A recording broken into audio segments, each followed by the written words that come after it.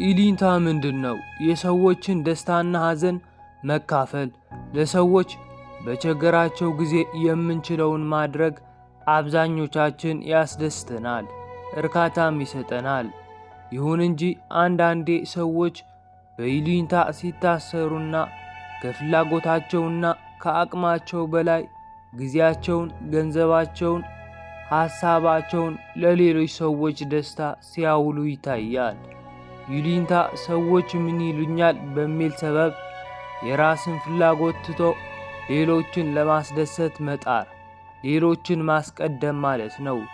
ይሉኝታ የሚያጠቃቸው ሰዎች ከሚጠበቅባቸው ኃላፊነትና ግዴታ በላይ የሌሎችን ጉዳይ መፈጸምና ማስፈጸም ብዙ ርቀት ይጓዛሉ።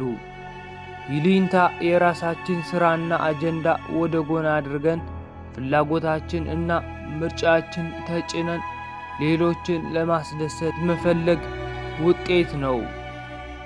የይሉኝታ መንስኤዎች ከመጠን በላይ የሆነ የሌሎችን ሰዎች ተቀባይነትና ትኩረትን ለማግኘት መሻት፣ በራስ መተማመን ማነስ፣ ሌሎች ስለኛ የሚያስቡት ጥሩ ብቻ እንዲሆን መጨነቅ፣ ስለ ራሳችን ጥሩነት የሚሰማን ሌሎች በሚሰጡን አስተያየትና መሞካሸት ከሆነ፣ የውስጥን መረጋጋት ከሌለን፣ አስተዳደግ ያደግንበት ቤተሰብ ሰዎች ለማስደሰት እንደ ትልቅ መርህ የሚያይ ከነበረ፣ ወይም ደግሞ ቤተሰባችን ውስጥ በረባ ባረባ የሚቆጣ ሰው ከነበረና ያንን ሰው ለማስደሰት ፍላጎታችንን የተጫንን ያደግን ከሆነ፣ ያደግንበት ማህበረሰብ ወግና ልምድ ማህበረሰባችን በማንኛውም መንገድ ቢሆን መረዳዳት፣ ያለንን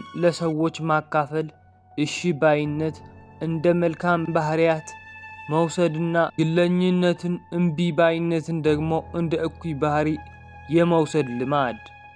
ይሉኝታ የሚያጠቃቸው ሰዎች መግለጫ ባህሪያት ከሌሎች ሰዎች ሐሳብ ጋር ሁሌም መስማማት እንዳለብን ሲሰማን፣ ሰዎችን ሊያስደስታቸውና ሊያስከፋቸው ይችላሉ ብለን የምናስባቸው ነገሮች ላይ በብዛት መጨነቅ፣ ሳናምንበት እንኳን ቢሆን ስለ ሌሎች ሰዎች መጥፎ ነገር ሲወራ አብሮ ማማት፣ ሰዎች ስለኛ ምን ሊያስቡ እና ምን ሊናገሩ እንደሚችሉ ማሰብና መጨነቅ፣ የሐሳብ ልዩነቶችና ግጭቶች ተጋፍጦ በሐሳብ ከመርታት ይልቅ መሸሽ፣ ሐሳቦችን ሳይብላሉ ማቋረጥ፣ ሰዎች በውይይት መሃል የተለየ ሐሳብ ሲያስቡ ከሐሳቡ ይልቅ ሰዎች ላይ ማተኮር፣ ሐሳባችን ከማንጸባረቅና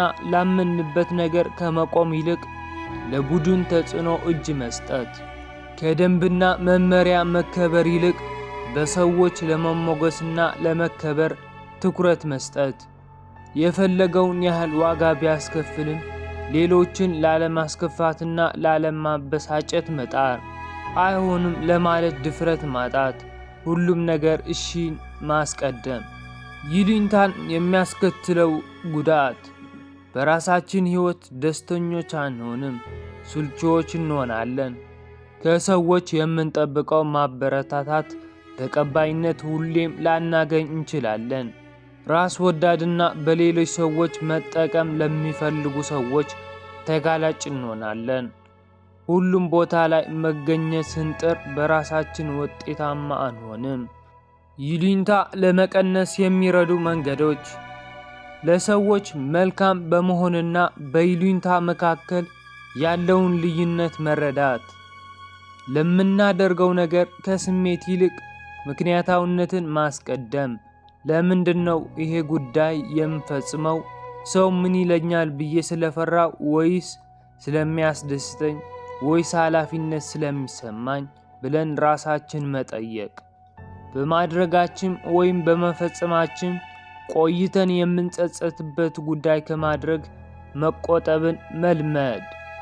አስፈላጊ ሲሆን አይሆንም ማለት ወይም ደግሞ ላስብበት ማለትን መልመድ። በራስ መተማመንን ሊያዳብሩ ከሚችሉ የህይወት ክህሎቶችን መለማመድ። ልክ እኛ የምንሰጠው አስተማሪ ቪዲዮ መከታተል ይችላሉ። ከሰዎች ጋር ባለን ግንኙነት ጤናማ ወሰን እንዲኖረው መጣር። ለራሳችን ክብር መስጠት።